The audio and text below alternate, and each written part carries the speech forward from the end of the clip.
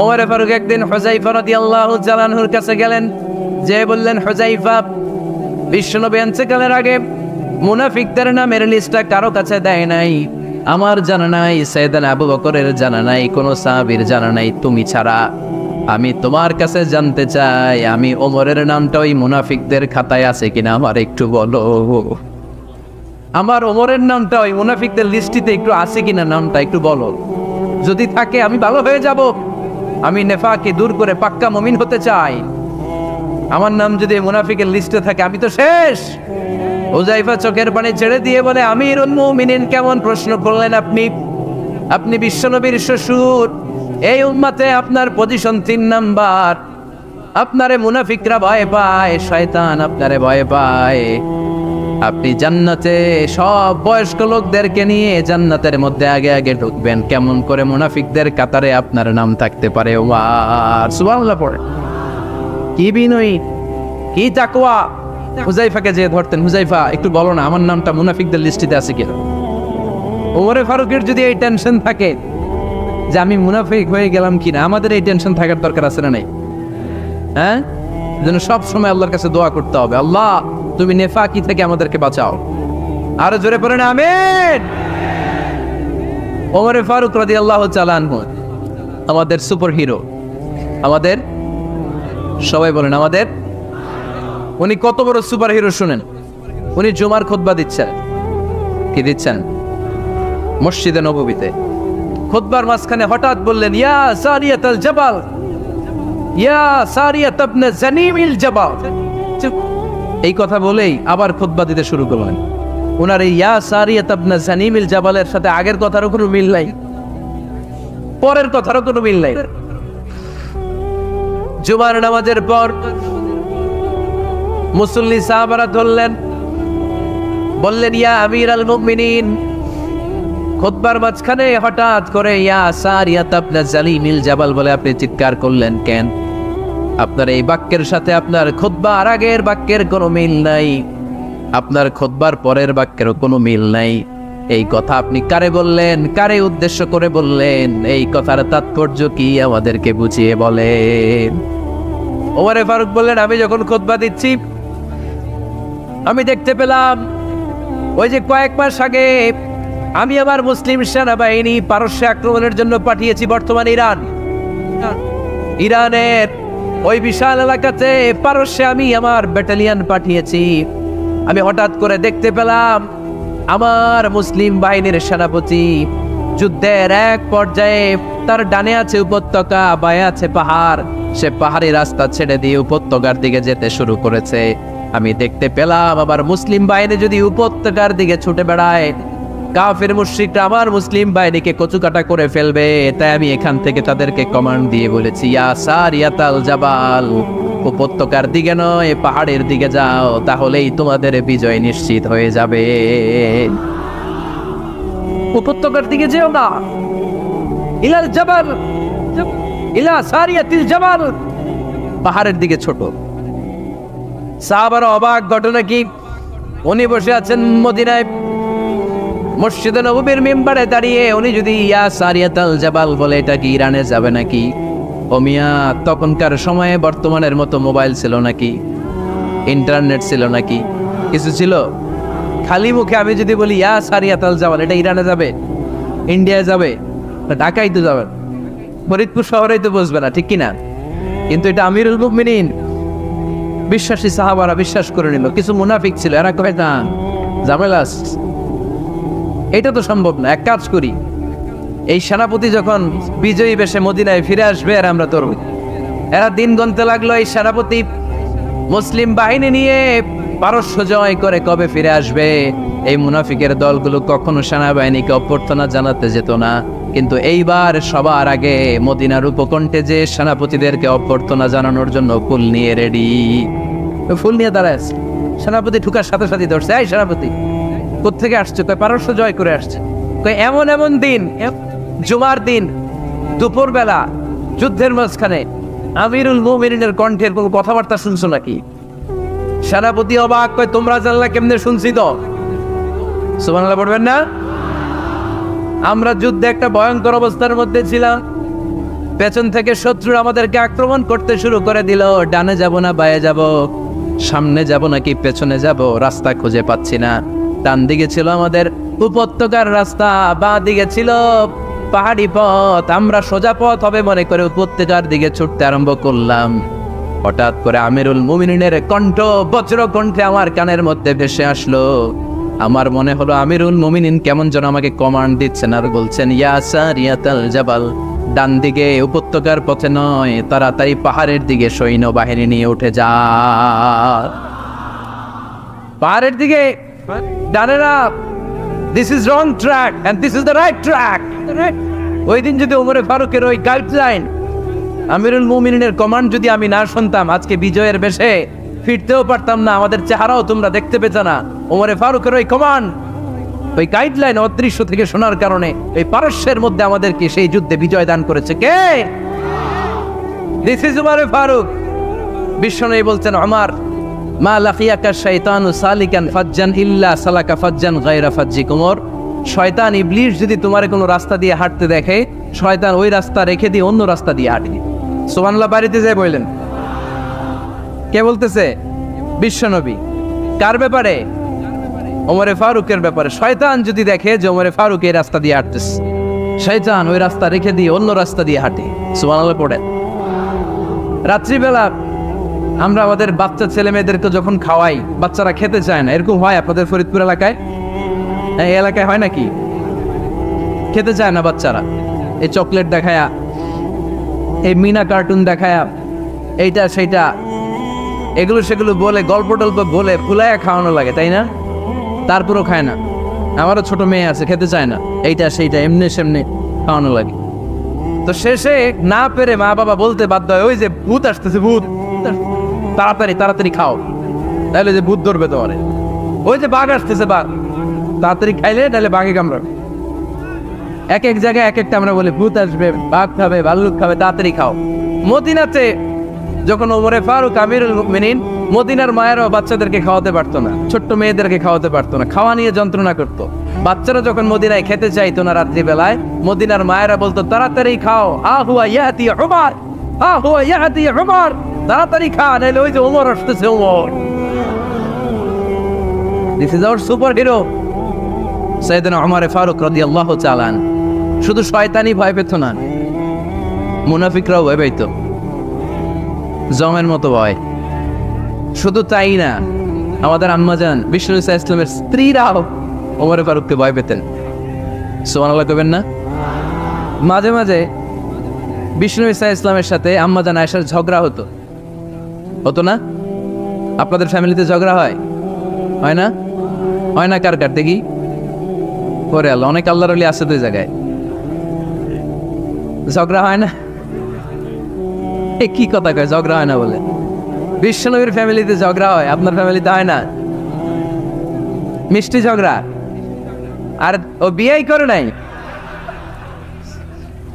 ঝগড়া তো হবেই। দাম্পত্য জীবনের মজাটাই তো এইখানে, কখনো ঝগড়া, কখনো আনন্দ, একটু বৃষ্টি, একটু রোদ, একটু হাসি, একটু কান্না, ভালো লাগা ভালোবাসা শেয়ার করে নেয়া, মিলেমিশে একাকার হয়ে যাও, ঠিক কিনা? তো আল্লাহর হাবিব সাল্লাল্লাহু আলাইহি ওয়াসাল্লামের সাথে আম্মাজান আয়েশার ঝগড়া হতো। তো একদিন ঝগড়া হয়ে দুইজন রেগে আসছে। খবরদার দুইজন রেগে থাকবেন না, আবার একজন রাগলে আরেকজন থেমে যাবেন, কারণ এই ছোট্ট ঝগড়া থেকে এটা অনেক সময় বিচ্ছেদের দিকে গড়ায়। আমার প্রিয় ফরিদপুরবাসী, ভাবি রেগে গেলে আপনি রাইগেন না, ওই দিন আপনি একটু ঠান্ডা থাকেন। আবার আপনি রেগে গেলে, আমার মাইকের আওয়াজ যদি ভাবিরা শুনেন, আপনারা রেগে যায় না, একটু ঠান্ডা থাকবেন। দুইজনে রেগে গেলে তো তৃতীয় বিশ্বযুদ্ধ শুরু হবে, তাই না? একজন রেগে গেলে আরেকজন ঠান্ডা, কারণ এই সামান্য ঝগড়া থেকে ইগোর কারণে এটা বিচ্ছেদ আর ডিভোর্স পর্যন্ত গড়ায়। আর শয়তান এখানে উস্কানি দেয়, কারণ ইমানদারদের ফ্যামিলি ভাঙতে পারলে শয়তান সবচেয়ে বড় খুশি হয়, আর ইমানদারদের ফ্যামিলি টিকে থাকলে খুশি হয়ে যায় কে? আম্মাজান আয়েশা রাদিয়াল্লাহু তাআলা আনহার সাথে বিষ্ণু সাল্লাল্লাহু আলাইহি ওয়াসাল্লামের ঝগড়া হতো মাঝে মাঝে। একবার ঝগড়া হলো, বিষ্ণু সাল্লাল্লাহু আলাইহি ওয়াসাল্লাম রাগ, আম্মাজান আয়েশাও রাগ। বিষ্ণু বললেন, আয়েশা, ঝগড়া করে আর কতক্ষণ থাকবো, আসো মিটমাট করি। আয়েশা রাদিয়াল্লাহু বললেন, ঠিক আছে, মিটমাট করবে। তো বিষ্ণু সাল্লাল্লাহু আলাইহি ওয়াসাল্লাম বললেন, মিটমাটের জন্য কারে ডাকবো? ওমর রে ডাকি। কয় না, ওমর না, ওমর গালিজ, ওমর অনেক রাগে, আমার ডর লাগে। কয় তাহলে তোমার আব্বারে ডাকি, কয় ডাকেন।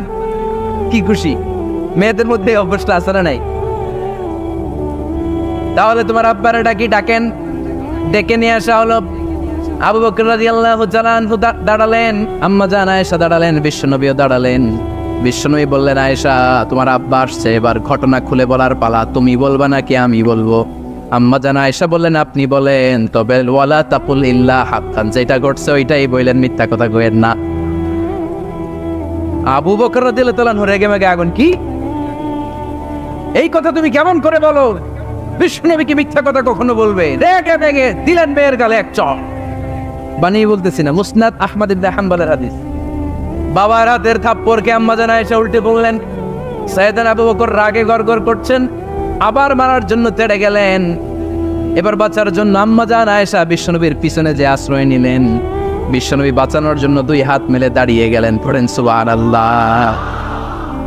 বিশ্বনবী যখন দুই হাত মেলে দাঁড়িয়ে গেলেন, সাইয়েদনা আবু বকর রাদিয়াল্লাহু আনহু থেমে গেলেন।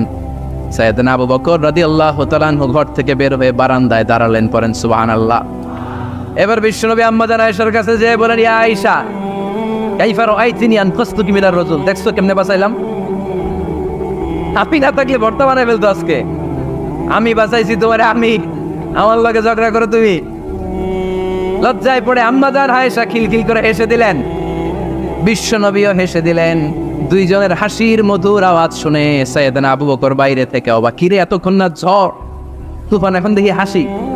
সালাম দিয়ে অনুমতি নিয়ে ভিতরে ঢুকলেন। ঢুকে দেখেন আম্মা জান আয়েশাও হাসে, বিশ্বনবীও হাসে। এ হাসি দেখে আবু বকর রাদিয়াল্লাহু আনহু হেসে দিলেন। আরশের উপর থেকে খুশি হয়ে গেলেন কে? এবার সাইয়েদনা আবু বকর রাদিয়াল্লাহু তাআলা আনহু বললেন, ইয়া রাসূলুল্লাহ আশরিকানি ফি সিলমিকুমা কামা আশরাকতুমানি ফি হারবিকুমা। ও নবী, যুদ্ধ লাগলে, দুইজন যুদ্ধ লাগলে মীমাংসার জন্য যেমনি আমারে ডাকেন, এরকম হাসি আর আনন্দের মুহূর্তেও আমারে একটু ডাইকেন।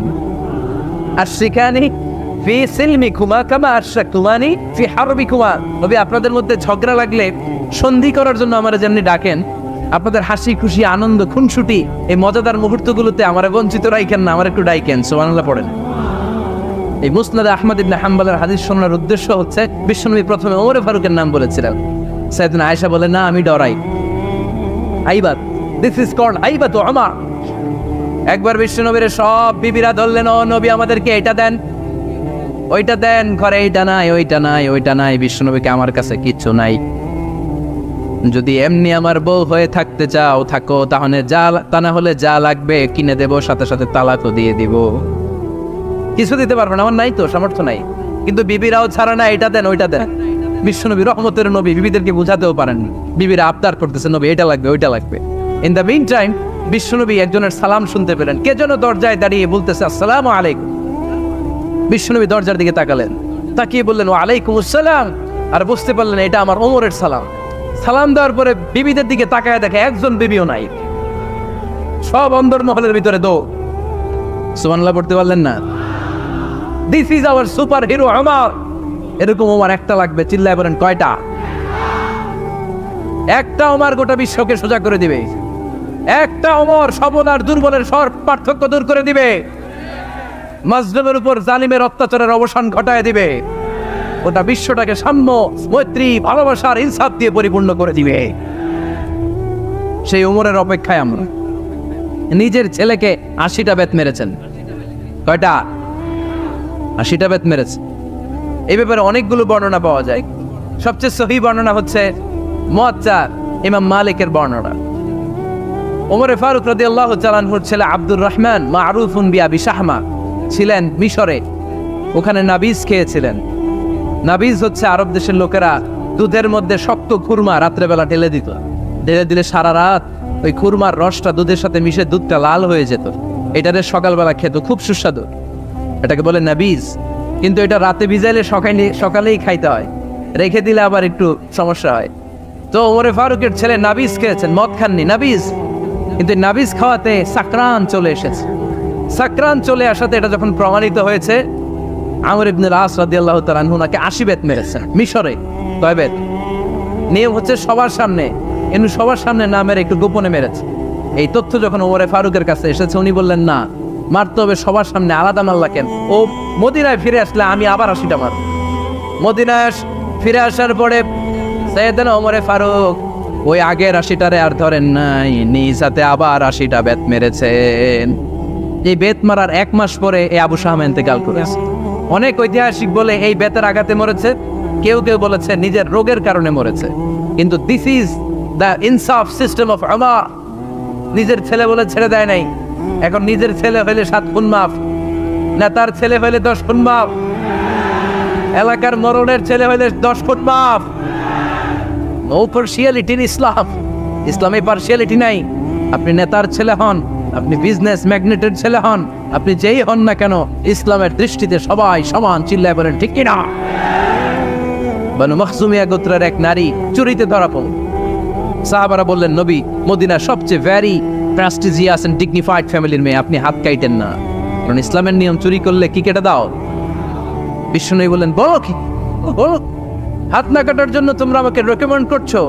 এটা আল্লাহর আইন, পৃথিবীর কেউ রেকমেন্ড করলো শোনার ক্ষমতা আমার নাই, কারণ আইনটা দিয়েছে কে? লাউ কানাত ফাতিমাতু বিনতি মুহাম্মাদিন সারাকাত লাকাতা মুহাম্মাদুন ইয়াদাহা। আরে বনু মাখজুমিয়া মেয়ে তো দূরের কথা, আমার কলিজার টুকরা ফাতেমাও যদি আজ চুরিতে ধরা পড়তো, তার হাত কেটে দিতে আমি 1 মিনিটও দেরি করতাম না। দিস ইজ ইসলাম। এই হচ্ছে ওমরে ফারুকের মানাকিব। এরকম ওমরে ফারুক কয়টা লাগবে? একটা লাগবে। এই সাইয়েদনা ওমরে ফারুক মদিনার প্রথম চিফ জাস্টিস ছিলেন। সর্বপ্রথম উনার পরামর্শে সাইয়েদনা আবু বকর রাদিয়াল্লাহু তাআলা আনহু কোরআনকে সংকলন করেছেন। আমরা এই যে কোরআন পড়ি 30 পারা, এমদাদিয়া লাইব্রেরির 114টা সূরা, কত সুন্দর সন্নিবেশ করা হয়েছে, এখানে সাজানো হয়েছে। আল্লাহর হাবিব সাল্লাল্লাহু আলাইহি ওয়াসাল্লামের সময় কি এরকম কোরআন ছিল নাকি? ছিল না। খেজুর পাতার মধ্যে, গাছের বাকলের মধ্যে, ওটের বড় হাড্ডির মধ্যে আর পাথরের মধ্যে খোদাই করা কোরআন ছিল। সাইয়েদনা আবু বকরের সময় রাদিয়াল্লাহু তাআলা আনহুর সময় যুদ্ধ হলো, 70 জন হাফেজ সাহাবী ইন্তেকাল করলেন। সাইয়েদনা আবু বকর রাদিয়াল্লাহু তাআলা আনহুকে ডেকে ওমরে ফারুক বললেন, ও আবু বকর, এইভাবে হাফেজে কোরআন সাহাবীরা যদি দুনিয়া থেকে বিদায় হয়ে যায়, আল্লাহর কোরআনও তো বিদায় হয়ে যাবে। আমার পরামর্শ হলো আপনি সব বয়োজ্যেষ্ঠ সাহাবীদেরকে একসাথে করে কোরআনের সব কাগজগুলোকে একসাথে করে একটা নির্ধারিত কপির মধ্যে কোরআনকে সংকলন করে ফেলেন। সাইয়েদনা আবু বকর বললেন, যেটা আমার নবী করে না, এটা আমি কেমনে করি? কিন্তু ওমরে ফারুক নাচরবান্দা বলে না, এটা করলে কোনো খারাপ হবে না, ভালোই হবে। মুসলিম উম্মার জন্য এক জায়গায় কোরআন সন্নিবেশিত থাকবে, আপনি করেন। সাইয়েদনা আবু বকর রাজি হয় না, ওমরে ফারুকও ছাড়ে না। ওমরে ফারুক বলতে বলতে বলতে বলতে এমন ভাবে সাইয়েদনা আবু বকর রাদিয়াল্লাহু তাআলা আনহুকে ধরলেন, সব শেষে সাইয়েদনা আবু বকর ওমরে ফারুকের কথায় কোরআন সংকলনে রাজি হয়ে গেলেন। পড়েন সুবহানাল্লাহ। উনি বললেন, ওমর যখন আমাকে বারবার বুঝাতে লাগলো, আল্লাহ তাআলা আমার হৃদয়টা ওমরের কথা শোনার জন্য খুলে দিলেন। আল্লাহ তাআলা কেমন যেন আমাকে ইলহাম করলেন, আবু বকর করো, এই কাজের মধ্য দিয়ে আমি আমার কোরআনকে গোটা বিশ্বে জীবিত রেখে দেব। This is Umar. এই যে আমরা হিজরি সনের যে আমরা গণনা করি, এই হিজরি সনের প্রবর্তক হচ্ছে সাইয়েদনা ওমরে ফারুক। সাইয়েদনা ওমরে ফারুক এই হিজরি সনের গণনা শুরু করেছে। সাহাবারা বলল, আমিরুল মুমিনিন, খ্রিস্টানদের ঈসাই সন আছে, আমাদের মুসলমানদের কোনো সন নাই। আমাদের একটা সন থাকলে আমাদের জিজিয়া নিতে, আমাদের যাকাতের টাকা উত্তোলন করতে অনেক সুবিধা হবে। ওমর ফারুক বললেন, তাহলে কোন সালকে হিজরি, কোন সালকে মুসলিম সাল হিসেবে আমরা ঘোষণা দিতে পারি? একজন বলল, আমার নবী যেই সালে জন্মগ্রহণ করেছেন ওই সালে।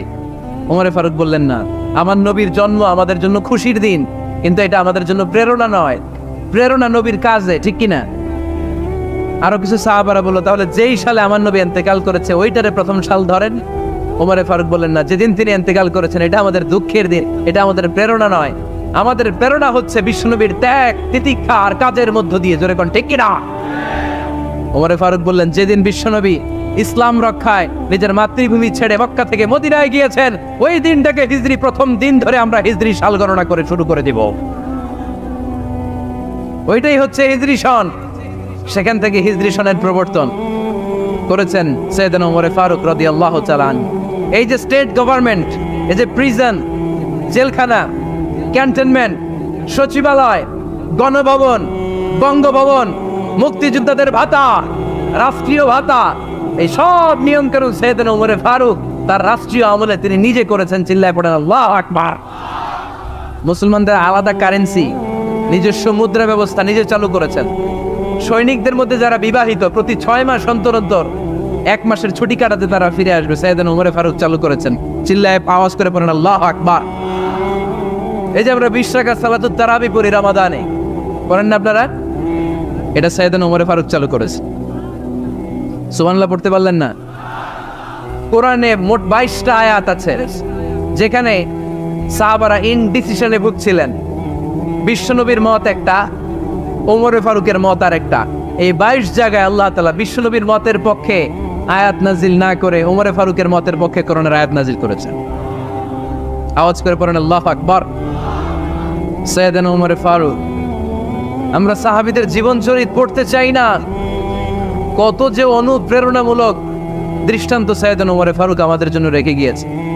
ওমর ফারুক যখন খলিফা, দিনের বেলায় যদি রাষ্ট্রে কোনো নিয়ম জারি করতেন, দিনের বেলায় জনগণকে কোনো বিষয়ে যদি নিষেধ করতেন, রাত্রে বেলায় খাওয়ার সময় ফ্যামিলি মেম্বারদের সবাইকে বলতেন, এই দিনের বেলা আমি জনগণকে এই কাজ করতে নিষেধ করেছি, তোমরা আমার ফ্যামিলি মেম্বার, খবরদার তোমরা এই কাজ করো না। জনগণ করলে যতটুকু শাস্তি, তোরা করলে পাবি ডবল শাস্তি। সুবহানাল্লাহ কইবেন না? আমাদের নেতারা ওই বাড়ির বিচার করে, ওই বাড়ির মাইয়ার বিচার, ওই বাড়ির পোলার বিচার। নিজের পোলা গাঞ্জা টানে, আছে না নাই? নিজের মেয়ে অপরাধ করে, আছে না নাই? কি নেতা ছিলেন ওমর ফারুক! আগে নিজের ঘর সামলিয়েছেন, আগে নিজেকে সামলিয়েছেন, নিজের ঘর ঠিক করেছেন। বলেছেন জনগণ করলে যত ব্যাদ, তোরা করলে double bad. This is call leader, ঠিক কিনা? এক বাবা এসে বললেন, ওমর ফারুক আমার ছেলে কথা শোনে না, বেয়াদব। ওমর ফারুক ছেলেরা ডাকলেন, বাবা তুমি তোমার আব্বাজানের কথা শোনো না, এটা তো কবিরা গুনাহ। ছেলে বলে, ওমর ফারুক সব দায় দায়িত্ব আল্লাহ ছেলে মেয়েদেরকে দিয়েছে, বাবা মাকে কোনো দায়িত্ব দেয়নি। ওমর ফারুক বললেন, অবশ্যই দায়িত্ব দিয়েছে। তাহলে বলেন আমার বাবার দায়িত্ব কি? উনি বললেন, প্রাইমারিলি প্রথমত 3 দায়িত্ব। আইয়ান তাকিয়া উম্মা, পৃথিবীর প্রতিটি বাবার উচিত ছেলেদের মেয়েদের জন্য ভালো মায়ের ব্যবস্থা করা। 2 নম্বরে আইয়ুহসিনা ইসমা, সুন্দর তার একটা নাম রেখে দেয়া। 3 নম্বর ইউআল্লিমাহুল কিতাব, তার আল্লাহর কিতাব শিক্ষা দেওয়া। এবার ছেলেকে আমার আব্বা 3টার একটাও করে নাই। এবার ওমর ফারুক রেগে গেলেন, বাবার কাঁধে ধরলেন, বললেন তুই ছেলের জন্য বিচার নিয়ে আসলি, তোর 3টা দায়িত্বের একটাও তুই পালন করিস নাই। ছেলে বলে, আমিরুল মুমিনিন, আমার মা নর্তকী, আমার মা মাজুসি, আমার মায়ের মধ্যে কোনো আদব কাদব নাই, সুন্দরী দেখে আমার মা রে বাবা বিয়ে করছে, আমার মায়ের কাছ থেকে জীবনে কিছু শিখি নাই। 2 নাম্বার সাম্মানি খানফাসা, আমার বাবা আমার নাম রেখেছে চামচিকা। কি নাম রাখছে?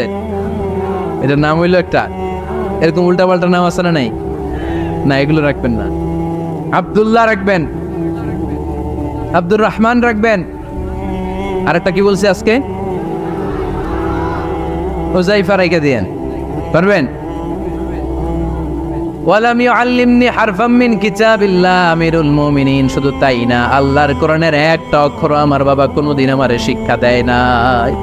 ওমর ফারুক রেগে গেলেন, এবার বাপের কান্দে দইরা মারতে শুরু করলেন। তুই পোলার নামে বিচার নিয়ে আইছিস, তোরে বাইট দিব আগে। এরকম নেতার দরকার আছে না নাই? মদিনায় এক লোক তার বউরে রাগের চোটে 100 তালাক দিয়ে ফেলছে। কয় তালাক দেয়ার নিয়ম কয়টা? দিছে কয়টা? এবার স্ত্রী কাঁদতে কাঁদতে এসে বলে, আমিরুল মুমিনিন দেখেন, আমার স্বামী আমারে রেগে মেগে 100 তালাক দিচ্ছে। ওমর ফারুক বললেন, দইরা নিয়ে আয়, এটারে নিয়ে আসা হলো। ওমর ফারুক বললেন, কয়টা তালাক দিয়েছো? কয় 100টা। কেন দিছো? কয় মাথা গরম আছিল। এরকম আছে না? তালাক দেওয়ার সময় সব তালাক, তুই তালাক, তোর মা তালাক, তোর বোন তালাক, সব তালাক। তালাক দিবে ওয়াইফ রে, দিতেছে সবাই রে। তো ওমর ফারুক বললেন, দিবে 3টা, 100টা দিলা কেন? কয় মেজাজ গরম ছিল। কয় দাঁড়া, আত-তালাকু মিন শাআইরিল্লাহ, তালাক হচ্ছে আল্লাহর দেয়া বিধানের একটা নিদর্শন, এটা নিয়ে তুই খামখেয়ালি করলি। আমার রায় শোন, আমার রায় হচ্ছে 3 তালাকে তোর বউ তালাক, বাকি 97 তালাক তোর পিঠের উপরে পড়বে। এরকম বিচারের দরকার আছে না নাই? এরকম দৃষ্টান্তমূলক বিচার যদি বাংলার জমিনে দেয়া হতো, আর কোন নারী ধর্ষিতা হতো, আর কোন নারীকে অ্যাসিড মারা হতো, আর কোন নারী যৌতুকের জন্য কান্না করতো, একটা আমল লাগবে, বেশি না। কয়টা লাগবে? তিনি গভর্নর সিস্টেম চালু করেছিলেন, গভর্নর সিস্টেম, ইসলামিক স্টেট।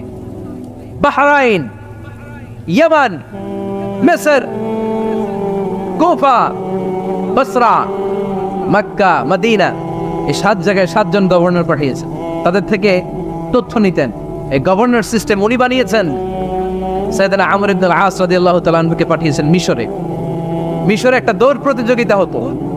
ওই দৌড় প্রতিযোগিতায় আমর ইবনুল আস রাদিয়াল্লাহু তাআলা আনহুর ছেলে অংশগ্রহণ করেছে, কিন্তু এক মিশরি ওই দৌড় প্রতিযোগিতায় চ্যাম্পিয়ন হয়ে গেছে। রানার্স আপ হয়েছে আমর ইবনুল আসের ছেলে।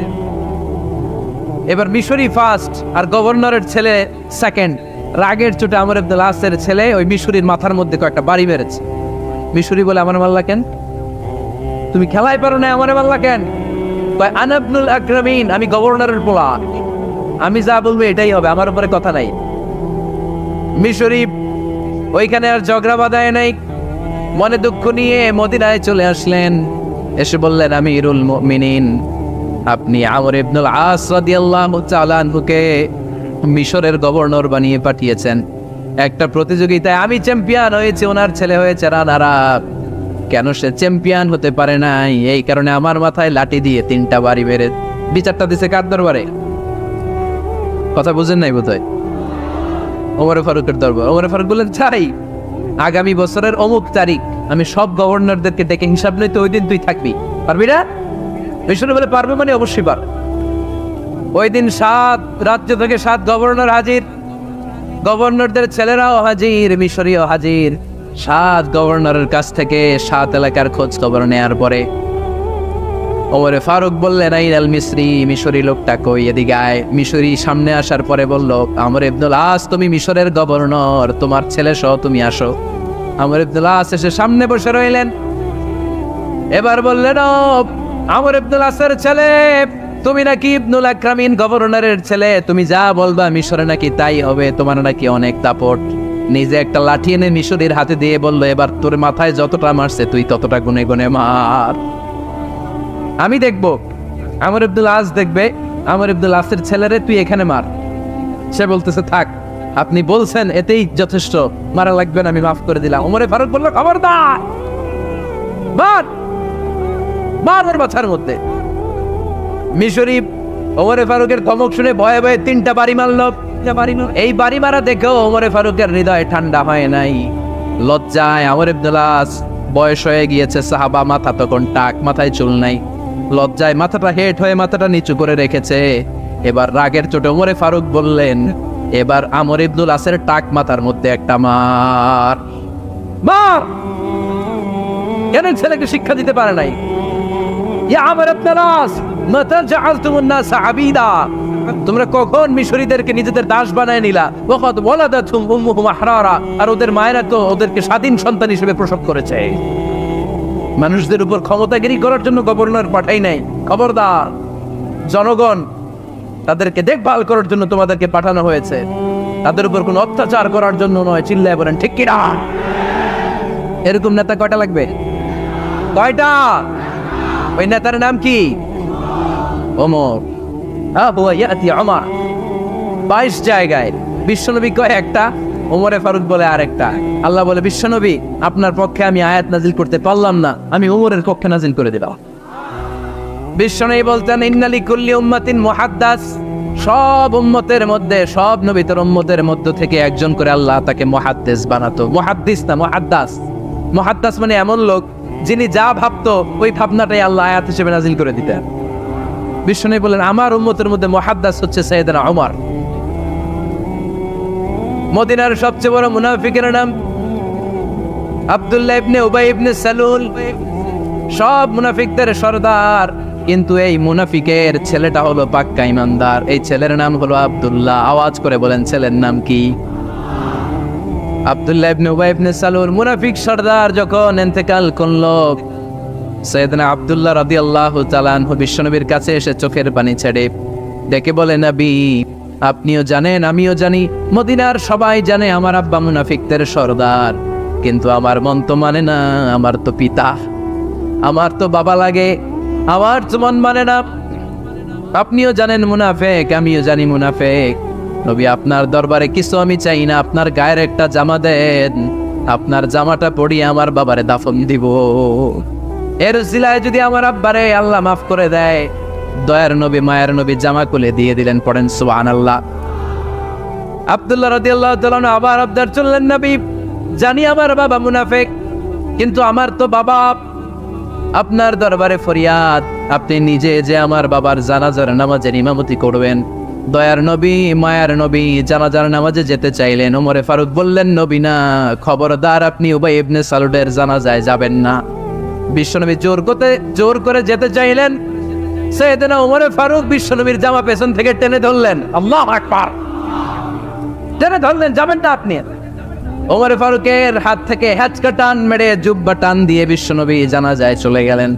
রব্বুল আলামিন আয়াত নাজিল করলেন, ইস্তাগফির লাহুম আও লা তাস্তাগফির লাহুম ওয়া ইন তাস্তাগফির লাহুম ৭০ মাররাতান ফালা ইয়াগফিরাল্লাহু লাহুম। নবী গো, একবার নয়, দুইবার নয়, ৭০ বারও যদি এই মুনাফিকের জন্য আপনি ক্ষমা চান, তার জন্য ক্ষমা নাই, তার জন্য আছে জাহান্নাম। কত ভুল আপনি করেছেন, কত অন্যায় আপনি করেছেন, কত পাপ আপনার হয়েছে, কত মিথ্যা আপনি বলেছেন, কয় ওয়াক্ত নামাজ ছেড়েছেন, কয় লাখ টাকা ঘুষ খেয়েছেন, কত যৌতুক আপনি খেয়েছেন, কত মিথ্যা আপনি বলেছেন। আপনার পাপ যত বড় হোক, যত বিশাল হোক, যত বেশি হোক, আল্লাহর দয়ার পরিসীমা তার চাইতেও বড়। আপনার পাপ, আপনার অন্যায়, আপনার জুলুমগুলো যদি হয় খালের পানির সমান, বিলের পানির সমান, আল্লাহর দয়া সাগরের পানির সমান। আপনার পাপ যদি হয় সাগরের পানির সমান, আল্লাহর দয়া মহাসাগরের পানির সমান। আপনার পাপ আর অন্যায় যদি হয় পাহাড়ের সমান, আল্লাহর দয়া আকাশের সমান। আপনার পাপ যদি হয় আকাশের সমান, আল্লাহর দয়া আরশের সমান। এজন্য আল্লাহ বললেন, ইয়া আইয়ুহাল্লাযীনা আমানু তুবু ইলাল্লাহি তাওবাতান নাসুহা। ও আমার গোলাম, তুই তোর নিজেরে যত বেশি ভালোবাসিস, তার চেয়েও আমি তোরে বেশি ভালোবাসি। তোর বাবা মা তোরে যত বেশি ভালোবাসে, তার চেয়েও আমাদেরকে বেশি ভালোবাসে কে? আল্লাহ বললেন, ভালোবাসারে তৈরি করার পরে আমি ১০০ টুকরা করলাম। চিল্লায় বলেন, কয় টুকরা? ৯৯ টুকরা ভালোবাসা আমি আল্লাহ নিজের মধ্যে রেখে দিলাম। ১ টুকরা ভালোবাসা গোটা বিশ্বের সবার মধ্যে আমি ভাগ করে দিলাম। ১ টুকরা ভালোবাসা পেয়ে আমাদের অবস্থা দেখছেন? আল্লাহ যদি ১ টুকরা না দিয়ে আমগরে ৩০ টুকরা দিত, কথা কন, ১ টুকরা না দিয়ে ৮০ টুকরা দিলে কি হইতো? কথা কয় না। ১৪ ফেব্রুয়ারি কবে? আজকে কত ফেব্রুয়ারি? আর কয়দিন? কথা কন। বিশ্ব ভালোবাসা, বিশ্ব নির্লজ্জ দিবস, বিশ্ব বেহায়াপনার দিবস, বিশ্ব অশ্লীলতার দিবস, নারীদের গণভাবে ধর্ষিত হবার দিবস। এই দিবসের সাথে মুসলমানদের কোনো সম্পর্ক? বাবা যারা এসেছেন সাবধান, ওই দিন মেয়েদেরকে ঘর থেকে বের হতে দেওয়া যাবে না। ভাই যারা এসেছে বোনদেরকে সামনে রাখো, ওই দিন ঘর থেকে বের হতে দেওয়া যাবে না। যেই মাদের বোনদের কানে আমার মাইকের আওয়াজ যায়, খবরদার, ওই দিনটা যেন কোরআন তেলাওয়াত আর আল্লাহর জিকির করতে করতে কাটে, তা না হলে সব শেষ। ওই দিন যারাই উল্টাপাল্টা করবে, ওই মেয়েগুলো ওদের বদ হজম হবে, হজম করতে পারবে না, কয়দিন পরে বমি বমি ভাব হবে। কথা কন, কথা কন। এজন্য খবরদার, কোন মুসলমান ঘরের মেয়ে, কোন মুসলমান ঘরের ছেলে 14ই ফেব্রুয়ারি এই ওয়ার্ল্ড ভ্যালেন্টাইন দিবস পালন করতে পারে, এগুলোর সাথে আমাদের সম্পর্ক নাই। যাদের মধ্যে কোনো ভালোবাসা নাই, মিল মোহাব্বত নাই, তারা বছরে একটা দিন দেখানোর জন্য পালন করে। আমাদের সারা বছরই তো ভালোবাসা। কথা কন। রাসূল আমার ভালোবাসা, রাসূল আমার আলো আশা, রাসূল আমার প্রেম বিরহের মূল আলোচনা, রাসূল আমার কাজে কর্মের অনুপ্রেরণা। ঠিক কিনা? আমার নবীর জন্য আমার ভালোবাসা আছে না নাই? আমার রবের জন্য আমার ভালোবাসা আছে না নাই? আমার মা বাবার জন্য ভালোবাসা আছে না নাই? সবার জন্য সবার ভালোবাসা আছে না নাই? আমগো দিবস লাগবো কেন? আজকেও তো আমগো ভালোবাসা দিবস। কথা কন। যদি এখন দিবস না, রজনী, আজকে তো আমাদের চান্দোলাতে ভালোবাসা রজনী। কথা কন। প্রতি মুহূর্তে আমাদের ভালোবাসা, এজন্য আমাদের ডেট পালন করা লাগে না। আমরা সব সময় সবারই ভালোবাসি। চিল্লায় বলেন ঠিক কিনা? এজন্য আল্লাহ ডেকে বললেন, গোলাম আমি যে তোদের কত ভালোবাসি তোর ধারণা নাই। চোখের পানি ছাড়, গুনার কথা স্মরণ কর, তওবা কর। তওবার মতো তওবা করলে সব গুনাহ মাফ করে দিতে পারে কে? বিশ্বনবী বলে আমার কোনো গুনাহ নাই, তারপরেও প্রতিদিন 70 বারের বেশি আমি তওবা করি। আল্লাহে ইন্নী আস্তাগফিরুল্লাহ ওয়া আতুবু ইলাইহি আকসার মিন 70 মাররা। Could you imagine that? কল্পনা করছেন কোনোদিন যে নবীর গুনাহ নাই, ওই নবী তওবা পড়ে প্রতিদিন 70 বার, আকসার 70 বারের বেশি। আমার পড়া দরকার কয়বার? আপনার পড়া দরকার কয়বার? বিশ্বনবী 70 বারের বেশি বললে আমাদের পড়া দরকার কয়বার? আর আমরা প্রতিদিন পড়ি কয়বার? কথা কন। আমাদের ভুল হবে, ভুল হতে সমস্যা নাই, ভুল হওয়াই মানুষের স্বভাব, কিন্তু ভুল হওয়ার পরে ভুলের উপর অটল থাকা যাবে না। শয়তান আর মানুষের মধ্যে এই মৌলিক পার্থক্য। শয়তান ভুল করে ভুলের উপরে আছে, ঠিক কিনা? ক্ষমা চায় নাই, কিন্তু আমরা সকালে ভুল করলে দুপুরে মাপ চাই কার কাছে? 19 সালে ভুল করলে 20 সালে মাপ চাই কার কাছে? মৃত্যুর আগ পর্যন্ত আমরা ক্ষমা চাইলে ক্ষমা করে দিবে কে? সব সময় 24/7 তওবার দরজা খোলা, 2টার সময় ছাড়া। ভালো করে মনে রাখবেন, মুখস্থ ঠোঁটস্থ যেন থাকে। 2টার সময় তওবা কবুল হয় না। চিৎকার করে বলেন কয় সময়? এক হলো বাদাল গারগারা, গরগরানি যখন আসে, মালাকুল মাউত যখন চলে আসে, মালাকুল মাউতরে যখন দেখে ফেলবেন তখন তওবা কবুল হবে নাকি? কথা কন। ফেরাউনের নাম শুনছেন? ওরা যখন আল্লাহ লোহিত সাগরে ডুবাইয়া পানি খাওয়াইতে লাগলো, পানি খাইতে খাইতে পেটটা হয়েছে এত বড়, আর পানি খাইতে পারেন। এরপর হাত তুলে কয় আনা মিনাল মুসলিমিন। কোরআনের আয়াত, আনা মিনাল, হাত তুলে কয় আমি মুসলমান।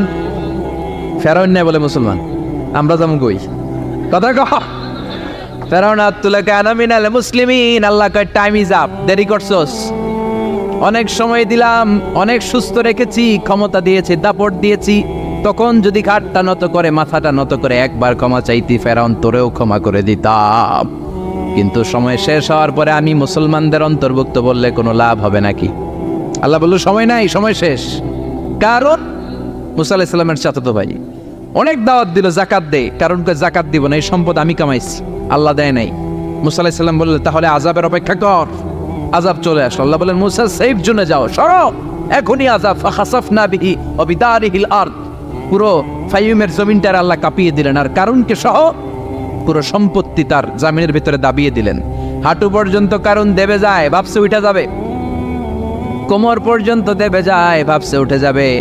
গলা পর্যন্ত যখন দেবে যায় আর সুযোগ নাই। কয় মুসা আমার সব সম্পত্তি তোরে আর তোর আল্লাহরে দিয়ে দিলাম, আমারে বাঁচা, আমারে সব সম্পত্তি তোর আর তোর আল্লাহর, আমারে খালি বাঁচা, চাচা আপন প্রাণ। আল্লাহ বলে সময় শেষ। তার মানে বাদাল গারগারা তওবা কিন্তু আর কবুল হয় না। এই হলো একটা। নাম্বার 2, বাদা তুলুই শামস মিন মাগরিবিহা, প্রতিদিন চাঁদোলাতে সূর্য কোন দিক দিয়ে ওঠে? কথা কয় না? পূর্ব দিকে। জি। কিয়ামতের আগ দিয়ে সূর্যের পূর্ব দিকে উঠবে না, পশ্চিম দিক থেকে উঠবে। যেদিন প্রভাতে পশ্চিম দিক থেকে সূর্য উঠবে, ওই দিন থেকে তওবার দরজাটারে বন্ধ করে দিবে কে?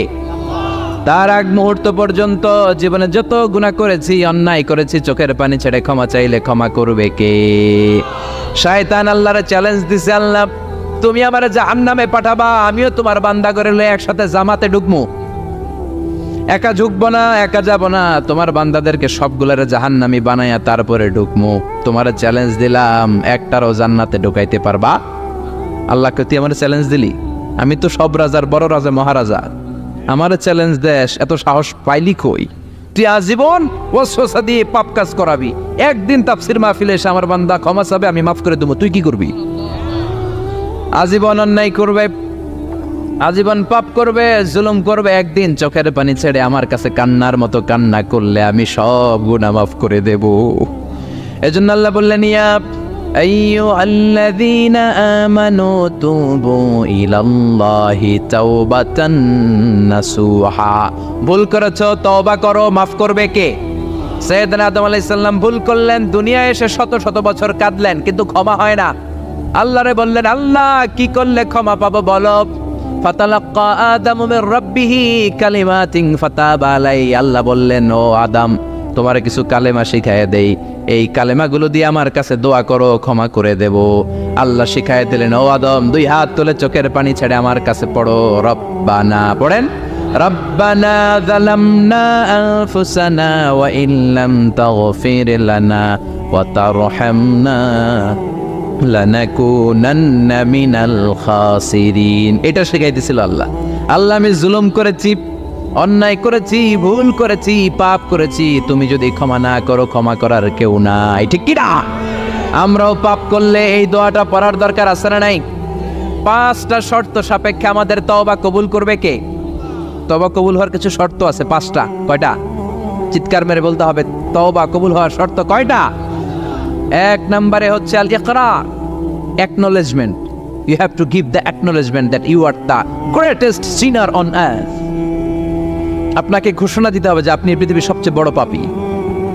1 নম্বর শর্ত, আপনি বলেন যে আল্লাহ, আমার চেয়ে বড় পাপী নাই, আকাশের নিচে জমিনের উপরে আমি সবচেয়ে বড় পাপী, এমন কোনো পাপ নাই যেটা আমি করি নাই, ঠিক কিনা? 1 নম্বরে পাপের ঘোষণা দেন। 2 নম্বরে আন-নাদাম। নাদাম মানে repentance. You have to be repentant for what you have done. আপনাকে অনুতপ্ত হতে হবে, চোখের পানি ছাড়তে হবে। আল্লাহ, আমি লজ্জিত, আল্লাহ আমি নাদান, আমি পিশাচ, আমারে মাফ করে দাও। তার মানে স্বীকার গেলেন কি অন্যায় করেছেন। 2 নম্বরে আপনি অনুতপ্ত হলেন। 3 নম্বরে স্টপ, যেই পাপ করতেছিলেন ওইটা থামান। Stop what you have done, যেটা করতেছিলেন আগে থামান। আপনি সুদ খাইছেন, অনুশোচনা আসলো, মাফও চাইতেছেন, আবার সুদও খাইতেছেন, হবে? আপনি ঘুষ খেয়েছেন, তওবা শুরু করলেন, আবার ঘুষও খেয়ে যাচ্ছেন, হবে? থামেন, স্টপ। 3টা গেল। 4 number, to hate what you have done, ঘৃণা করতে হবে। যে পাপটা করেছেন মন থেকে, ওই পাপটাকে ঘৃণা করতে হবে। 5 নাম্বার শর্ত হচ্ছে to determine that you never repeat this sin again in your life.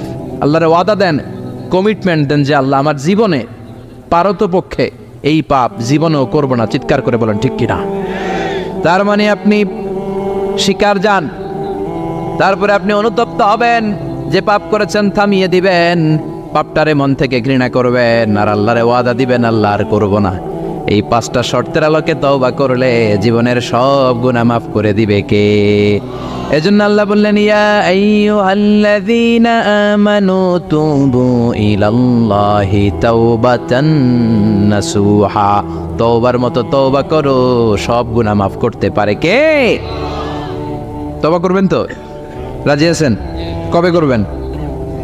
এই মুহূর্তে তওবা করলাম, এই মুহূর্তে আল্লাহর কাছে ক্ষমা চাই, আল্লাহ জীবনের সব গুনাহ মাফ করে দাও। আমাদের দেশে তওবা করার জন্য হুজুর লাগে, কথা কন? পিসা হুজুর, বড় হুজুর, ছোট হুজুর, হাফেজ সাহেব লাগে না? হাফেজ সাহেব, ইমাম সাহেব, এদের ছাড়া নাকি তওবা হয় না। না, এটা ভুয়া কথা। আপনি অনুতপ্ত হন, আপনি চোখের পানি ছাড়েন, আপনি আপনার রবরে বলেন, ক্ষমা করে দিবে কে? ইমাম সাহেব আসতে হবে শর্ত না, পীর সাহেব হুজুর এসে হুজুরের হাতে হাত রেখে তওবা পড়তে হবে শর্ত না। আপনার রবরে ডেকে চোখের পানি ছেড়ে ক্ষমা চান, ক্ষমা করবে কে? আর প্রতিদিন শতবার পড়তে থাকবেন আস্তাগফিরুল্লাহ। আওয়াজ করে সবাই পড়েন আস্তাগফিরুল্লাহ, আর জোরে পড়েন আস্তাগফিরুল্লাহ। বিশ্বনবী বলেন, মান লাজিমাল ইস্তিগফার জাআলাল্লাহু লাহু মিন কুল্লি দিকিন মাখরাজা। সব সময় ইস্তিগফারের সাথে যে লেগে থাকবে, রব্বুল আলামিন তারে 5টা জিনিস দিবে। কয়টা? কথা কন আরো জোরে, সবাই বলেন কয়টা? নাম্বার 1, জাআলাল্লাহু লাহু মিন কুল্লি দিকিন মাখরাজা। বিপদে পড়লে বিপদ থেকে উদ্ধার করবে কে? আমাদের তো কোনো বিপদ নাই, না আছে? কত বিপদ, হ্যাঁ? রাস্তাঘাটে দুর্ঘটনা হতে পারে, যে কোনো সময় ভূমিকম্পে পড়তে পারি, বজ্রপাত পড়তে পারে না, ঠেড়া পয়রা মানুষ নাই, আছে না নাই? এই বিপদ আপদ থেকে আপনারা রক্ষা করবে কে? যদি আপনি ইস্তেগফারের সাথে আঠার মতো লেগে থাকেন। কিসের সাথে? কথা বলেন। ইস্তেগফারের সাথে লেগে থাকতে পারলে 1 নাম্বার হচ্ছে বিপদে পড়লে আপনারে মুক্ত করে দিবে কে? 2 নাম্বার, ওয়ামিন কুল্লি হাম্মিন ফারাজা। যে কোনো ধরনের টেনশন, হাইপার টেনশন থেকে বাঁচায় দিবে কে? আমাদের তো টেনশন মেনশন নাই, না আছে? লাইফ নিয়ে টেনশন, বাঁচার টেনশন, মরার টেনশন, ক্যারিয়ারের টেনশন, রাস্তাঘাটে যানজট, এটার টেনশন, পুলিশের দৌড়ানি, র্যাবের দৌড়ানি, বাড়ির ভাড়া, গ্যাস বিল, বিদ্যুৎ বিল, ছেলে মেয়েদের লেখাপড়া, কত টেনশন। এই সব টেনশন থেকে আপনারে মুক্ত করে দিবে কে? 3 নম্বরে, ওয়ারযুকহু মিন হাইসু লা ইয়াহতাসিব। এমন জায়গা থেকে আল্লাহ আপনার রিজিকের ব্যবস্থা করবে আপনি কল্পনাই করতে পারবেন না। সুবহানাল্লাহ পড়েন। 4 নম্বরে সবসময় ইস্তেগফার যদি পড়া হয় আল্লাহর কোনো আযাব ওই বান্দার উপরে আসে না। ওমা কানাল্লাহু মুআযযিবাহুম ওয়া হুম ইস্তাগফিরুন।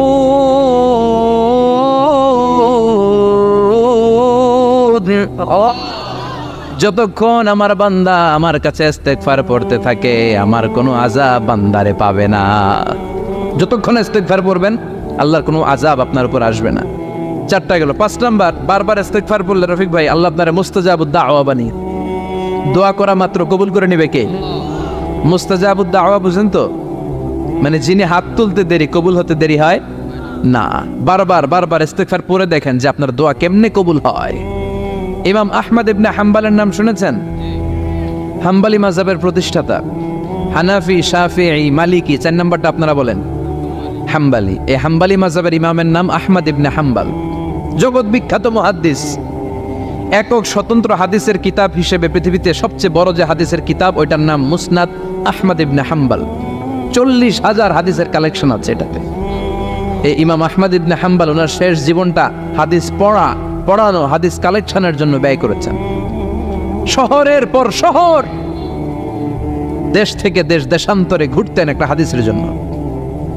উনি সফরে বেরিয়েছেন হাদিস কালেকশনের জন্য। প্রচন্ড শীতের রাত, উনি মাগরিবের নামাজ, এশারের নামাজ পড়ে একটা মসজিদে শুয়ে পড়লেন আর শুয়ে হাদিস পড়তেছেন। কি পড়তেছেন? কথা বলেন। আর মনে মনে ভাবলেন রাতটা মসজিদে কাটায় দেই, ফজরের নামাজ পড়ে আবার বেরোবো। কিন্তু দারোয়ান এসে বলে মসজিদে থাকতে পারবেন না, ওঠেন। দারোয়ান আছে না? কথা কন। আহমদ ইবনে হাম্বল বললেন আমি শুধু রাতটা থাকতে চাই, আমি তো ফজরেরও মুসল্লি, ফজর নামাজ পড়বো তো এই মসজিদে, আমার থাকতে দাও। দারোয়ান তো দেয় না, কেনা মসজিদে থাকার জায়গা না, যাক মিয়া। উনি যে আহমদ ইবনে হাম্বল এটা চিনে নাই, থাকতে দেয় না। কি করবে এখন? উনি কাঁথা গুছিয়ে হাদিসের কিতাব নিয়ে কাদের মধ্যে ব্যাগ নিয়ে মসজিদ থেকে বেরোয় গেলেন। কি আর করবেন, প্রচন্ড শীত আর কাঁপতেছেন বুড়ো মানুষ। পথিমধ্যে দেখলেন বাজার একজন খাব্বাজ, শাবুন খাব্বাজ, যুবক রুটি বিক্রেতা। সে রুটি বিক্রি করে, চুলার মধ্যে রুটি সেকে। সে যে সালাম দিল আসসালামু আলাইকুম, যুবক বলে ওয়ালাইকুম আসসালাম। আহমদ ইবনে হাম্বল বলে যুবক আমার যাওয়ার জায়গা নেই, সফরে বেরিয়েছি, খুব শীতে কষ্ট পাচ্ছি, রাতে যদি তোমার এই চুলা থেকে একটু আগুন পোহাই কোনো সমস্যা? যুবক বলে না সমস্যা না, আহলান ওয়া সাহলান, খোশ আমদেদ, আসেন। আপনি আগুন পোহাইলে আমার সমস্যা কি? সুবহানাল্লাহ পড়েন। আল্লাহ শুকরিয়া করে উনি বসলেন আর আগুন পোহাচ্ছেন। আর খেয়াল করলেন যুবক রুটি বানায় আর পরে আস্তাগফিরুল্লাহ, রুটির দলা বানায় পরে আস্তাগফিরুল্লাহ, খামির বানায় আর পরে আস্তাগফিরুল্লাহ, রুটি নিয়ে উনুনের ভিতরে চুলার ভিতরে সেকা দেয় আর পরে আস্তাগফিরুল্লাহ, দোকানদারের কাছে কেউ আসলেই সে রুটি দেয় আর পরে আস্তাগফিরুল্লাহ, ক্রেতার কাছ থেকে টাকা নিয়ে ক্যাশ বক্সে রাখে আর কি পড়ে, আবার রুটি বানানো শুরু করে আর কি পড়ে, খালি এটাই পড়তেছে। ইমাম আহমদ ইবনে হাম্বল তো অবাক, কিরে এটা আবার কেমন যুবক, খালি আস্তাগফিরুল্লাহ। উনি প্রশ্ন করলেন যুবক ঘটনা কি? আসার পর থেকেই তোমার দেখতেছি তুমি রুটি বানাও, রুটি বিক্রি করো আর পড়ো আস্তাগফিরুল্লাহ, মালাকা ইয়া শাবাব। যুবক বলে আস্তাগফিরুল্লাহ আমার সবচেয়ে বেশি পছন্দের আমল, আমি সব সময় আঠার মতো ইস্তেগফারের সাথে লেগে থাকি আর সব সময় পড়তে থাকি আস্তাগফিরুল্লাহ, আর এর বদৌলতে আল্লাহ আমারে মুস্তাজাবুদ দাওয়া বানিয়ে দিয়েছে। আহমদ ইবনে হাম্বল তো অবাক, আনতা মুস্তাজাবুদ দাওয়া, তুমি মুস্তাজাবুদ দাওয়া রুটিওয়ালা? আমি এত বছর হাদিস পড়াই, আমি তো মুস্তাজাবুদ দাওয়া না, আর তুমি রুটি বেচো বাজারে, তুমি মুস্তাজাবুদ দাওয়া, তুমি দোয়া করলেই সব কবুল হয়ে যায়? যুবক বলে না আনা মুস্তাজাবুদ দাওয়া, আমি আমার জীবনে যত দোয়া করেছি কবুল করে নিয়েছে কে? সব দোয়া কবুল করে নিয়েছে আল্লাহ, একটা দোয়া ছাড়া। কয়টা? আহমদ ইবনে হাম্বলের কৌতূহল, কিউরিয়াসিটি আরো বেড়ে গেল। কি?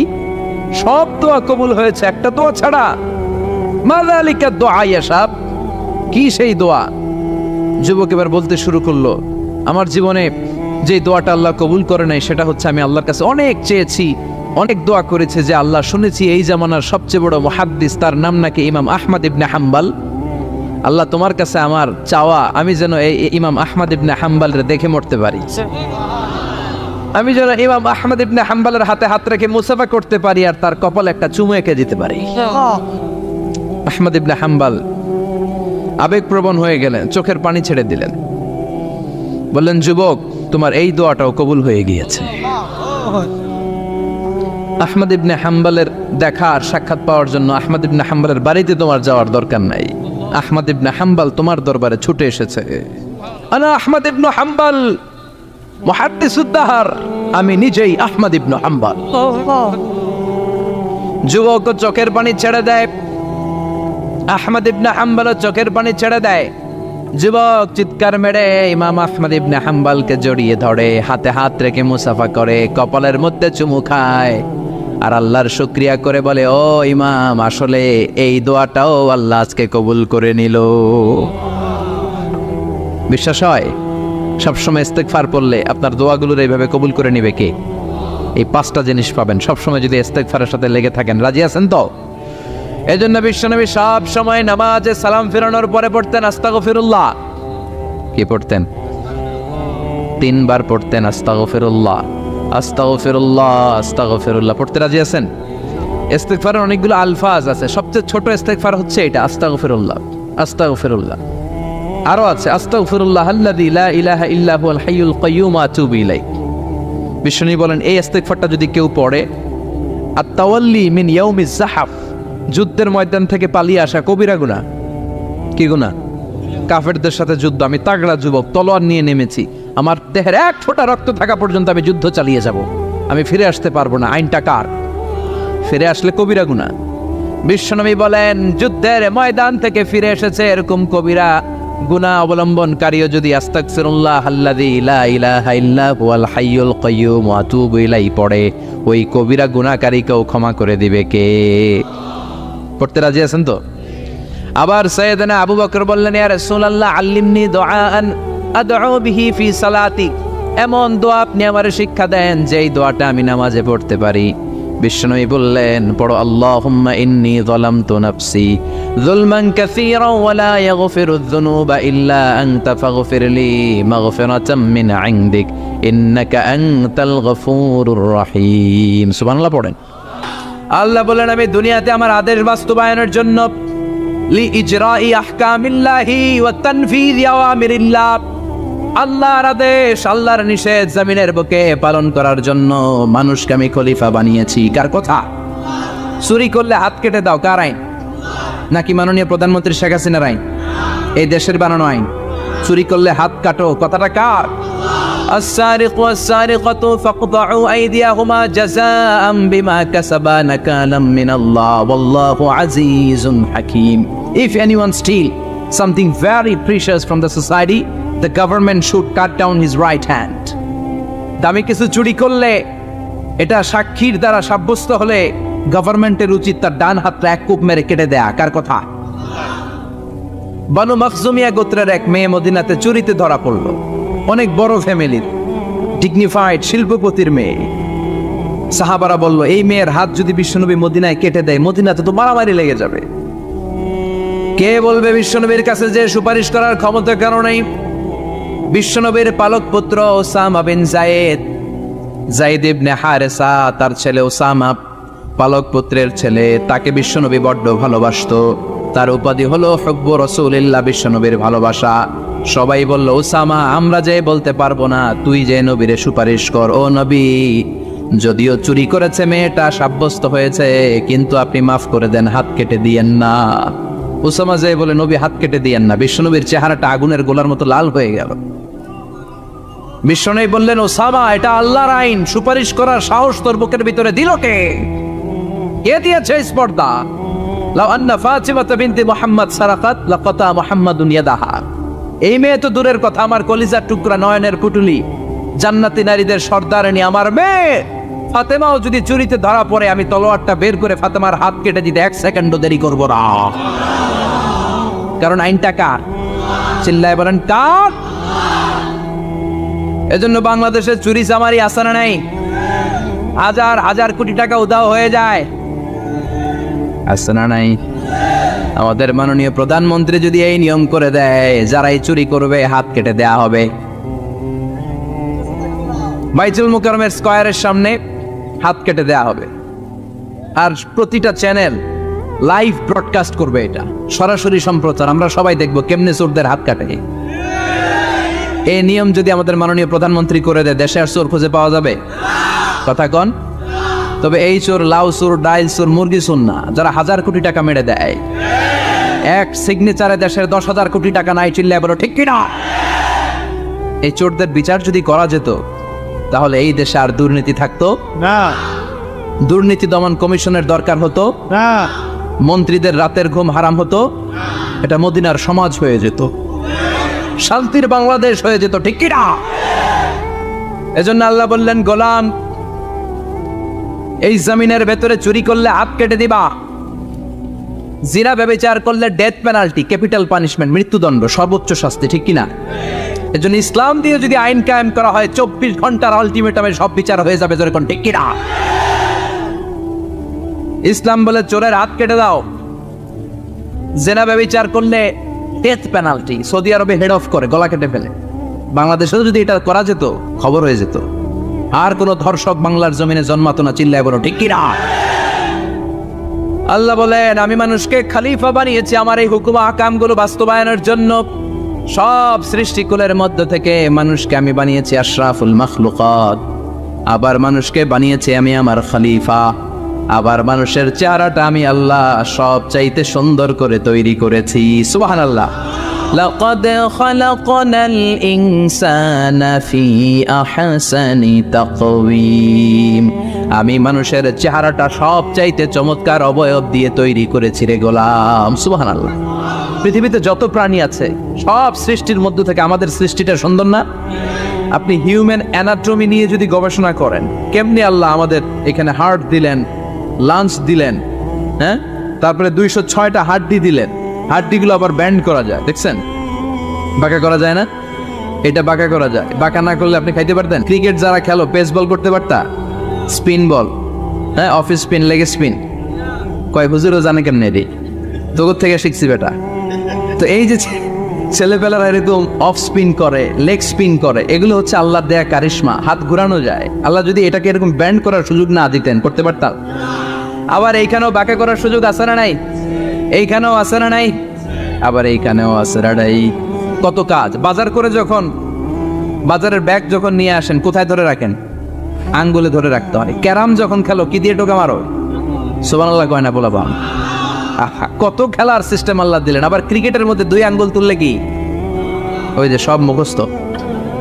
আবার 1 আঙ্গুল তুললে কি? দেখছেন ঘটনা? আউট। কত কাজ এই আঙ্গুল দিয়ে। এই আঙ্গুলগুলোর বাঁকা করার, বেন্ড করার ক্ষমতা আমাদেরকে দিয়েছে কে? আল্লাহ। এজন্য আল্লাহ বললেন, লাকাদ খালাকনাল ইনসানা ফি আহসানি তাকওয়িম, আমি মানুষের চেহারাটা সব চাইতে সুন্দর করে তৈরি করেছি। মানুষ সুন্দর, আমাদের চোখ সুন্দর না মিয়া? আমাদের চোখও যদি সুন্দর হতো, তাইলে আমরা বুঝতাম মানুষগুলো কত সুন্দর। আমরা মনে করি ধলা হইলেই সুন্দর, কয় ধলা ধলা, এটা সুন্দর। টাকা, এটা কিন্তু টাকা। একটা মানুষের চেহারা, স্কিন যদি কালো হয়, এর মধ্যে একটা সৌন্দর্য আছে না নাই? একটা মেয়ের স্কিন যদি কালো হয়, তারপরও চেহারায় সৌন্দর্য আছে না নাই? কয় না হুজুর, আমার বউ সুন্দর না, কালা কালা। আছে না নাই? তুই ডাকাত। তুই কি? একজন মানুষের চেহারা যেরকমই হয়, আপনি খেয়াল করে দেখবেন, তারপরও তার অবয়বের মধ্যে একটা এক্সট্রা অর্ডিনারিটি আছে, কারোর সাথে কারোটা মিলে না। সুবহানাল্লাহ পড়েন। এজন্য প্রতিদিন স্ত্রীরে বলবেন, স্ত্রী তুমি সুন্দরী, তুমি অনন্যা, তোমার চাইতে সুন্দরী গোটা বিশ্বে কেউ নাই। কইবেন না? মুরব্বীরা কয় না, কইতাম না, আগে কয়ে ফেলাস। এগুলো বলবেন। এগুলো বললে স্বামী স্ত্রীর মধ্যে ভালোবাসা বাড়াই দিবে কে? আমি প্রায় এগুলো বলি, উৎসাহিত করি, যে স্বামী স্ত্রীর মধ্যে যে ভালোবাসাটা, এটা পবিত্র, এটা জান্নাতি। এই ভালোবাসা জান্নাতে শুরু হয়েছিল সাইয়েদনা আদম আর হাওয়ার মধ্য দিয়ে। চিল্লা এখন ঠিক না? স্বামী স্ত্রী দুইজনে একের হাতের সাথে আরেকজনের হাত মিলালে হাতের সগীরা গুনাহ মাফ করে কে? আল্লাহ। স্ত্রীর চেহারার দিকে নজর করে তাকালে চোখের গুনাহ মাফ করে দেয় কে? স্ত্রীর জন্য প্রতি মাসে যে খরচ দেন, এই টাকাগুলো সদকা দেওয়ার সওয়াব আছে না নাই? স্ত্রীকে যে দামি দামি ভ্যানিটি ব্যাগ কিনে দেন, এটা তো সওয়াব আছে না নাই? কক্সবাজারে ঘুরতে নিয়ে গেলে সওয়াব আছে না নাই? ফুল কিনে দিলে সওয়াব আছে না নাই? ভালোবাসার গান শোনাইলে সওয়াব আছে না নাই? আজকে পারবেন না শোনাইতে রাত্রেবেলা? পারবেন? পোলাপাইন কয় পারবো। তোকে তো বেটা বিয়েই হয় নাই, বিয়ার পরে শোনাইস। তো এই ভালোবাসার গানগুলো শোনালে নিজেদের মধ্যে একটা ইন্টিমেসি তৈরি হয়। বিশ্বনবী এরকম স্ত্রীর সাথে খুনসুটি করতেন, ভালোবাসা করতেন। এটা হালাল, কিন্তু এটা জায়গা মতো না করে ভাবির লগে করলে মায়ের আছে না নাই? আছে। ভালোবাসার গান জায়গা মতো শোনাতে হবে। স্ত্রীকে ভালোবাসার গান না শুনিয়ে যদি চাচাতো বোনরে শোনাও, শালিরে শোনাও, পাড়ার মেয়েদের সাথে যদি টাঙ্কি মারো, ফিল্ডিং মারো, মায়ের আছে না নাই? তার মানে জায়গা মতো করলে সব সওয়াব। সুবহানাল্লাহ পড়েন। আর বিয়েটারে সহজ করে দেবেন। আমি তো সব জায়গায় বলি বিয়েটাকে সহজ করে দেন, আমরা বিয়েটারে কঠিন করে ফেলছি। একটা ছেলে এই দেশে 16 থেকে 18 বছর বয়সে ম্যাচিউরড হয়, কিন্তু ওরে বিয়ের পিড়িতে বসায় 32 বছর বয়স। তো বাকি 32 বছর কি আঙ্গুল চুষবে? কথা কন, কি করবে? ও যে পাপ কাজ করে, ও যে পর্নোগ্রাফি দেখে, ও যে মাস্টারবেশন করে, এগুলোর পার্সেন্টেজ গুণা মা বাবার আমল নামায় আছে না নাই? মা বাবার এত সহজে পার পেয়ে যাবেন না। ছেলে মেয়েগুলারে সময় হলে বিয়ে দিয়ে দেন। বিয়ের চেয়ে ভালো কাজ পৃথিবীতে আছে? যেই সমাজে বিয়ের খরচ বেড়ে যায়, ওই সমাজে জেনার খরচ কমে যায়। বিয়ে করতে লাগে 10 লাখ, জেনা করতে লাগে 500 টাকা। কথা কন। এজন্য জেনাকে সহজ করবেন না বিয়েকে সহজ করবেন? বিয়ের কথা কইলেই পোলারা কয় তুই নিজের পায়ে দাঁড়া। তো এতদিন ও কার পায়ে দাঁড়াইছে? সহজ করবেন তো? আল্লাহ তুমি বোঝার তৌফিক দাও। এরপর আল্লাহ বললেন আমি মানুষকে শুধু আশরাফুল মাখলুকাতি বানাই নাই, আমার খলিফাই বানাই নাই। মানুষের চেহারাটা শুধু আমি সুন্দর করে দেই নাই, গোটা বিশ্বের মধ্যে মানুষকে আমি সবচাইতে শক্তিশালী করেছি। সবচেয়ে শক্তিশালী কে? মানুষ। চিল্লায় বলেন শক্তিশালী কে? আল্লাহ যখন পৃথিবী বানালেন, মুসনাদে আহমদ ইবনে হাম্বলের বর্ণনা, পৃথিবী কাঁপাকাঁপি শুরু করলো। খালি কাঁপে। পৃথিবীর কাঁপাকাঁপি বন্ধ করার জন্য আল্লাহ পৃথিবীর মধ্যে 7টা টেকটনিক প্লেট বসিয়ে দিলেন। 7টা পাহাড়। 7 tectonic plates creates the mountain range on earth. এই 7টা প্লেট পৃথিবীতে এই পাহাড়গুলো উঁচু নিচু টিলা টপ্পর তৈরি করেছে। পৃথিবীব্যাপী যত পাহাড় আছে এই টেকটনিক প্লেটের কারণে। ওয়াজআলাল জিবালা আওতাদা। পৃথিবী কাঁপতে শুরু করলো সৃষ্টির পর। পৃথিবীর কাঁপাকাঁপি বন্ধ করে দেওয়ার জন্য আল্লাহ পৃথিবীর ভেতরে পাহাড় ঢুকিয়ে দিলেন। পাহাড় পেরেগের মতো গেড়ে দেওয়ার পরে পৃথিবীর কাঁপাকাঁপি বন্ধ হয়ে যায়। সুবহানাল্লাহ। ফেরেশতারা অবাক হয়ে বলে মাবুদ, পৃথিবীর কাঁপাকাঁপি বন্ধ হলো কেমনে? আল্লাহ বললেন ও ফেরেশতারা, পৃথিবীর মধ্যে আমি পাহাড়কে গেড়ে দিয়েছি। পাহাড় গেড়ে দেওয়ার কারণে পৃথিবীর কাঁপাকাঁপি বন্ধ হয়ে গেছে। ফেরেশতারা বললেন তাই নাকি? পাহাড়ের এত বড় শক্তি। ইয়া রাব হাল মিন খালকিকা আশাদ্দা মিনাল জিবাল। আপনার এই সৃষ্টিকুলের মধ্য থেকে পাহাড়ের চাইতে বেশি শক্তিশালী কিছু আছে নাকি? আল্লাহ বললেন হ্যাঁ আছে। পাহাড়ের চাইতে শক্তিশালী হচ্ছে আল হাদিদ, মানে লোহা। পাহাড়ের চেয়ে শক্তিশালী কি? এই লোহার নামে কোরআনে সূরা আছে না নাই? সূরার নাম কি? কথা বলেন। وأنزلنا الحديد فيه بأس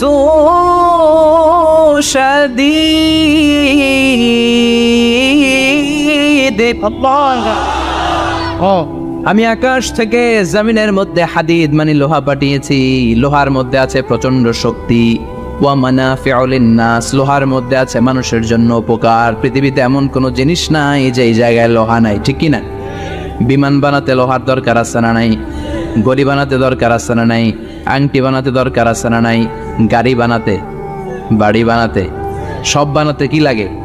লোহা। আল্লাহ বললেন লোহা সবচেয়ে শক্তিশালী। এটা পাহাড়ের চেয়ে শক্তিশালী, কারণ লোহা পাহাড়ের মধ্যেও ঢুকায় দেওয়া যায়, ঠিক কি না? ফেরেশতারা বললেন আল্লাহ হাল মিন খালকিকা আশাদ মিনাল হাদিদ, আপনার এই সৃষ্টিকুলের মধ্যে থেকে লোহার চাইতেও কি শক্তিশালী কিছু আছে? আল্লাহ বললেন নাআম আছে। লোহার চাইতে শক্তিশালী হলো আন্নার, মানে আগুন। আগুনের স্পর্শ পেলে লোহা গলে যায়, ঠিক কিনা? আগুন জ্বালিয়ে দিলে লোহা অস্তিত্ব হারিয়ে ফেলে, লোহা গলে যায়। ফেরেশতারা বলল আল্লাহ হাল মিন খালকিকা আশাদ্দা মিনান নার, আপনার সৃষ্টির মধ্য থেকে আগুনের চাইতেও শক্তিশালী কিছু আছে নাকি? আল্লাহ কয় আছে। সেটা কি? কথা কন। মিঠা নদীর পাহানি আল্লাহ তোমার মেহেরবানি, সুন্দর ফুল সুন্দর ফল মিঠা নদীর পাহানি আল্লাহ তোমার মেহেরবানি। তুমি কতই দিলে রতন ভাই বেরাদর পুত্র স্বজন, ক্ষুধা পেলে অন্ন যোগাও মানি চাই না মাহানি আল্লাহ তোমার মেহেরবানি। সুন্দর ফুল সুন্দর ফল আল্লাহ তোমার মেহেরবানি। চিল্লায় পড়েন আল্লাহু আকবার। আল্লাহ বললেন আগুনের চেয়ে শক্তিশালী হলো পানি। আগুনের মধ্যে যদি পানি ঢেলে দেয়া হয় আগুন নিভে যায়, ঠিক কিনা? ফেরেশতারা বলল আল্লাহ আল মিন খালকিকা আশাদ্দা মিন আল মা, আপনার সৃষ্টিকুলের মধ্যে পানির চাইতেও শক্তিশালী কিছু আছে নাকি? আল্লাহ কইলেন আছে, সেটা হইল আর রিহ, মানে বাতাস। সুবহানাল্লাহ কম। কারণ বাতাসের ঝাপটায় পানি দোলা খায়, বাতাসের ঝাপটায় পানির মধ্যে উচ্ছ্বাস তৈরি হয়, সাগরে জলোচ্ছ্বাস হয়, ঠিক কিনা? বাতাস ধাক্কা মারলে পানিতে দোলা লাগে, সিডর হয়, নার্গিস হয়, আইলা হয়, মহাসেন হয়, ঘূর্ণিঝড় হয়। পানির চাইতে বাতাস বেশি শক্তিশালী। ফেরেশতারা অবাক হয়ে বলে আল্লাহ তাহলে আপনার সৃষ্টিকুলের মধ্য থেকে বাতাসের চাইতেও শক্তিশালী কিছু আছে নাকি? আল্লাহকে আছে।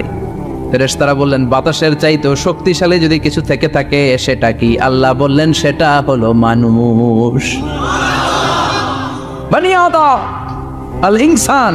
তবে ওই মানুষ যেই মানুষ দান করে, কি করে? ডান হাত যা দান করে বাম হাত সেটা টের পায় না। সুবহানাল্লাহ। আল্লাকা সিররুন ইনদাল্লাহ বাইনাকা আনতা ওয়া বাইনাল্লাহ, আল্লাকা সাদাকাতুন তাখফা লা ইয়ালামুহা ইল্লাল্লাহ, আল্লাকা সিররুন ইনদাল্লাহ বাইনাকা আনতা ওয়া বাইনাল্লাহ, আল্লাকা সাদাকাতুন তাখফা লা ইয়ালামুহা ইল্লাল্লাহ। সুবহানাল্লাহ পড়েন। তোমার কি এমন কোন আমল আছে নাকি যে আমল আল্লাহ ছাড়া কেউ জানে না? তুমি এমন কোন গোপন দান করেছো নাকি যেই দানটা আল্লাহ ছাড়া কেউ দেখেনি, ঠিক কি না?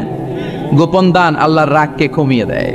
তাহলে ওই মানুষ ওই বাতাসের চাইতেও শক্তিশালী যে মানুষ ডান হাতে দান করলে বাম হাতও টের পায় না। মানুষ টের পাওয়া তো দূরের কথা, চিল্লায় পড়েন আল্লাহু আকবার।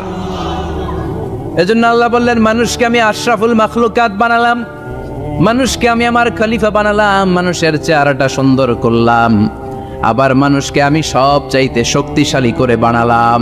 তার এই আল্লাহর কোরআন যদি ঠিক মতো পড়া যায়, মানুষের মতো মানুষ বানিয়ে আপনার জান্নাতি বানাবে কে? তার মানে কোরআন পড়লে মানুষের মতো মানুষ হওয়া যায়। চিল্লায় বলেন কি হওয়া যায়? সবাই বলেন মানুষের মতো মানুষ হতে চান তো সবাই? সবাই চাই। আসুন দেখি মানুষের নামে সূরায় আল্লাহ কি বললেন, পড়েন।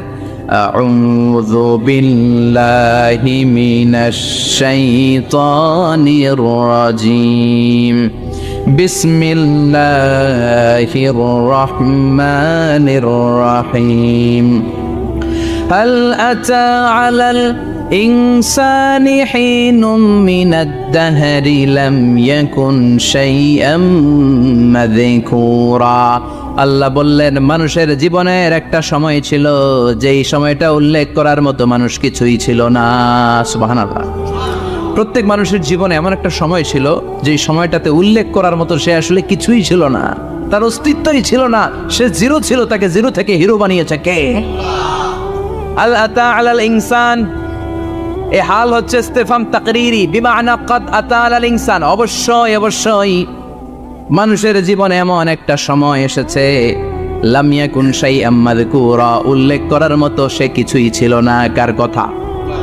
মুফাসসিরিন একরাম ইনসান দ্বারা এখানে দুইটা জিনিস বুঝিয়েছেন, এক হলো সাইয়েদনা আদম আর এক হলো আমরা সবাই। এই পৃথিবীতে মানুষ বানানোর তিন ক্যাটাগরি।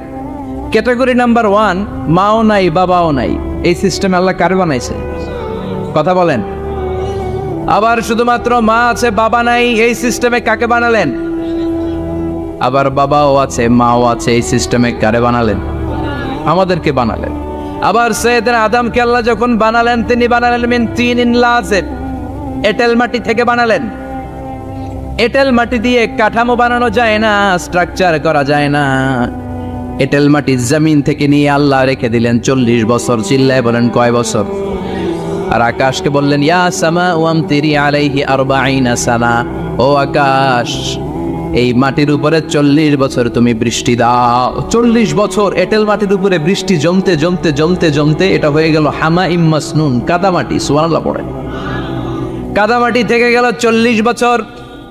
কাদামাটি থেকে আল্লাহ সাইয়েদনা আদম আলাইহিস সালামের ডাইস বানালেন। তারপরে আল্লাহ সূর্যরে বললেন ইয়া শামসু হাররিকি আলাইহি 40 ইয়াউমা, ও সূর্য এবার আদমের কায়ার উপরে, মূর্তির উপরে তুমি 40 বছর সূর্যের আলো দাও। 40 বছর সূর্যের প্রখর ও তীব্র তির্যক তাপে এবং কিরণে আদম হয়ে গেছে এখন সলসলিন কাল ফাখার, টোকা মারলে ঠন ঠন করে। সুবহানাল্লাহ পড়ে।